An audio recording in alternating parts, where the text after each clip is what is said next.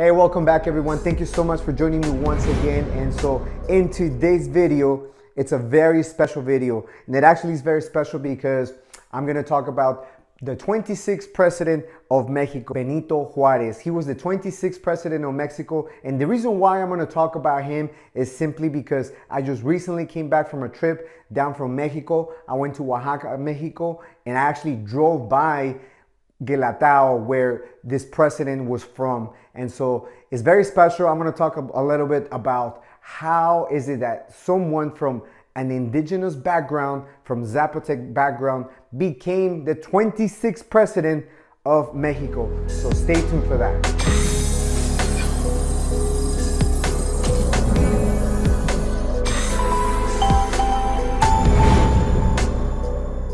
All right, so welcome back. So thank you so much once again for joining me. And so the purpose of this channel is just to give value. But in today's video, I'm going to talk about how is it that this president, the 26th president of Mexico, Benito Juarez, became the president. So to me, it was very important. It got to me, it got my attention because it was very important. The history that I learned from him, and how is it that someone who couldn't speak the language of Spanish, for that matter, he couldn't even write, went to the city of Mexico, became a lawyer, became the governor of the country, and then essentially became the president of Mexico. There was a lot of battles in between that happened, a lot of things. He didn't have it paved this way. He had to overcome a lot of obstacles. So those are the things that I'm going to be focusing on. How is it that his brain operated from that level? So the purpose of this channel, once again, is just to give you some valuable content. And I hope that at the same time, you learn a little bit of history from Benito Juarez, who was in presidency with Abraham Lincoln at the same time. So Benito Juarez was born on March 21st, 1806, and he passed away on 1872. He was a Mexican liberal politician and a lawyer who served as the 26th president of Mexico from 1858 until his death in office in 1872. So to me, that is something that caught my attention. As I already shared with you, I just came back from a trip down to Oaxaca, Mexico, and I actually drove by San Pablo Guelatao, Oaxaca, which is a little tiny town that it's away from the city, and it's very indigenous. The background is very indigenous. There's really there's no big venues. There's not a lot of big crowds. It's very small. The streets are small. You see chickens, you see cows running all over the place, but the people there are very humble. They're very humble, and they're actually very proud because Benito Juarez was actually an inspiration. He was the 26th president of Mexico, and he served as president during the same time that Abraham Lincoln served in office here in the United States. Although they never really met in person, they actually never met in person, they wrote to each other in letters. Now, Benito Juarez and Abraham Lincoln couldn't have been any different, right? So Benito Juarez was 4'6", and Abraham Lincoln was 6'4". So the opposite, right, of the height. But at the end of the day, their brains, their hearts is what won the people of the country and essentially united all people to become one. So that to me inspired me so much, which is why I decided to touch a little bit about the history of Benito Juarez and why is it that he did it? How is it that he became the president? And one thing that I like to touch is that during the time that Benito Juarez served as president of Mexico, you had the Cinco de Mayo. So Cinco de Mayo is right around the corner from us, right? We're actually a couple days away now. But here in the United States, we actually celebrate it as in, a day to barbecue, a day to grill. You got the Floyd Mayweather fights on Saturdays, and then you got the Canelo fights on Saturdays. So it has become a day for Mexico here, especially in California, to celebrate something big. And so Mayweather took advantage of that, and he actually promoted most of his fights during May and September, which is when Independence Day on September 16 is celebrated, and then Cinco de Mayo. So both of those weekends It's a very big day for boxing here. And then we got the Canelo fight coming up this Saturday, actually. And so it's going to be very interesting to see how this culture is going to continue to evolve. But the history of Cinco de Mayo is that Benito Juarez suspended debt for 2 years in the country of Mexico.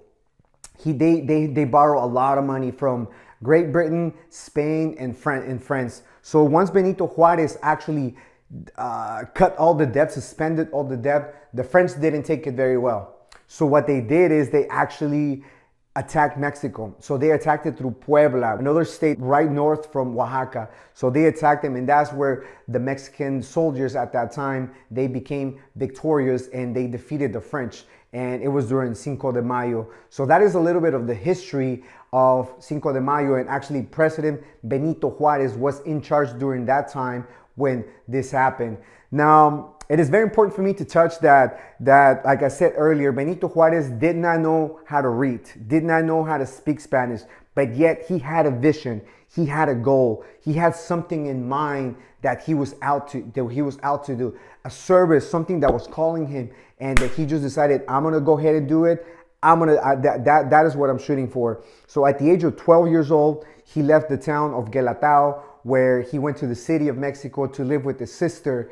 And there, living with the sister, he was adopted. He became someone very involved in church. He eventually got his degree in law. To be a lawyer. He eventually became the governor of his state of Oaxaca until he was exiled for a lot of laws that he put in place that the Mexican authorities didn't really like it. He was exiled from Oaxaca. They actually sent him to work in cigarette factories out in Cuba. And then actually he lived here in New Orleans. Out of all places, right, you would think that who in the world out here from 1850s, from 1830s, 1840s, who was a governor from a state out in Oaxaca, became and was exiled and lived here in New Orleans. There's actually a statue of Benito Juarez, and I did not know this until I started doing his research, but there's actually a statue of Benito Juarez in New Orleans. It's super powerful, super inspiring that someone from an indigenous background who did not know the language of his native country now has a statue out here in the country of the United States. Like, how is that possible? How does that even become something that, they build a statue for him? There's even a bridge. There's a bridge, I believe is in Ciudad Juarez. And Ciudad Juarez was actually renamed after Benito Juarez. There's a bridge that connects two cities, two towns, and then I believe it's called the Benito Juarez and Abraham Lincoln Bridge. So that is also something very powerful. And then a little bit of other history that I also learned while studying this wonderful man of Benito Juarez. So again, going back to Benito Juarez, to me is very inspiring. It just gets my attention so much. The fact that this man had a vision, he had a goal, right? And that is to liberate his country from all the politicians, all the people that were taking advantage of the people at that time. So someone who stands at 4'6" with a big heart and a big purpose in life was able to accomplish all of this. So to me is the desire, right? Is the desire to serve your country, to serve your purpose. He had the purpose. He stuck to that purpose. He didn't let the outside environment control the way he controlled his mind. So we can all relate to that because we all go through that. A lot of the times we somebody tells us something that we shouldn't be doing or that we should be doing, or why did you say that? Why did you say this? Why you shouldn't be doing that. You shouldn't be talking to that person like that. You should be doing that. Whatever that influence is, right? A lot of the times we get influenced by other people in doing things or not doing things that we should be doing. And so there's a saying that goes, right? Because we always tell lie to ourselves, like, I can't do that. That's not me. That's not gonna be me. That person was lucky. Well, Benito Juarez was the proof that there's no such thing as luck. He actually went out and he did it diligently with a purpose, and he stuck to that purpose. So there's a saying that goes that if you're gonna lie to yourself about something, you might as well tell yourself a good lie. So tell yourself a future lie, something that if you're gonna say to yourself, I can't do that, why don't you lie to yourself, you know what, I'm a cash flow millionaire, I'm $1 million earner. You might feel uncomfortable in saying that. You might feel a little bit of, that, you're telling a lie to yourself, but eventually the more you say it over and over and over and over, guess what? It's gonna become a reality. It's gonna happen. Benito Juarez is the proof of that. And so that is really why I wanted to make this video, because I went through the town, I saw the people, how humble these people live, right? There's not a lot of technology involved around there. You still see people on the street with sandals on them, right? The internet is really not reliable out there. People still cook with wood. So to me is, if it is still going on in today, 2022, then what must have been like back in 1820s, 1815, 1830s, right? When Benito Juarez was alive and the country was not where it is now. So that to me is that, he had the vision. So if we're gonna tell a lie to ourselves, we might as well tell ourselves a good lie. So once again, Benito Juarez actually came up with the saying that up until this day, it is very well said and it's very well known in the country of Mexico. And that is, el respeto al derecho ajeno es la paz, which in English, it translates to respect for the right of others is peace. Meaning that I respect your right, that will bring us peace. In the 1800s, he said it. He was way ahead of his time. The respect for the right of others is the peace. How wonderful, like what a genius, for him to even say that. So that to me is what really inspired me to do this video, because again, I go back to a lot of the times us being influenced by the outside environment and us falling for it and not actually following through with our goals, with our visions, with something that we ought to do. It's something inside of us is calling us to do it. We just stop, because we just believe whatever somebody else is telling us that we shouldn't be doing. We believe what other people are telling us that we can't do, that we shouldn't do. Benito Juarez actually was in presidency during the same time that Abraham Lincoln was in charge while he was serving as president here in the United States. And so both presidents are very beloved in their own countries.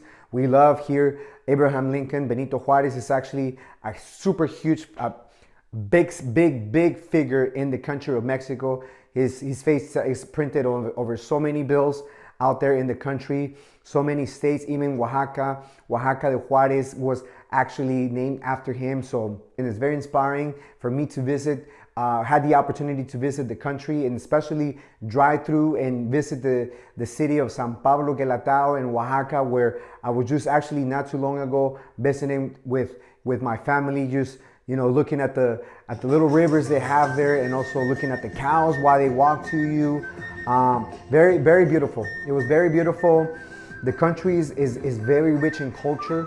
The state of Oaxaca is very rich. It's actually one of the #1 places where the cuisine is super rich in the world, not just in the country of Mexico, but in the world. So very fortunate for me to learn those humble beginnings from this specific man, and to actually take my kids, take my family out there, and not having everything catered to us, but rather for us looking to see how other people live and appreciating what we have, appreciating how someone from basically nothing became the 26th president of Mexico. So if someone like that was able to do it, if this individual had the guts, had the courage, had the vision to actually do it, so why is it can't you? Not becoming a president, but why is it that your dreams and goals, can be accomplished if actually, if it's you who's putting the stop to it, if it's me who's putting the limit to it by me telling myself lies, stories in my head that I can't do that I can't do this. I'm never going to amount to that. I'm never going to have a business of my own. I'm never going to be able to write a book. I'm never going to be able to create some videos for that matter.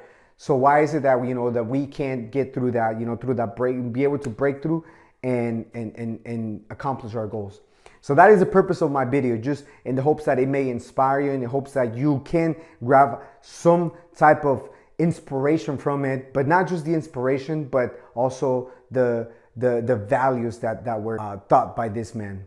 So with that being said, thank you so much for allowing me to share this with you, and thank you so much for watching it again. Again, the purpose of this channel is just to give you valuable content in the hopes that you can follow us, that you can subscribe to us.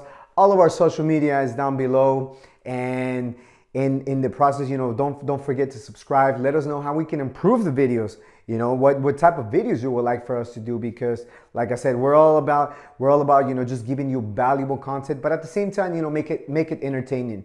Make it entertaining in a way that you can grab some of the values, that it may connect with you, that I may say something and then you might be able to grab from it and you're like, wow, okay, that's what he meant. It might not stick to you right now, but eventually down the future, you may come present to a situation where I might say something that it might trigger that. So that is my sole purpose, just to give you value, just to pay it forward.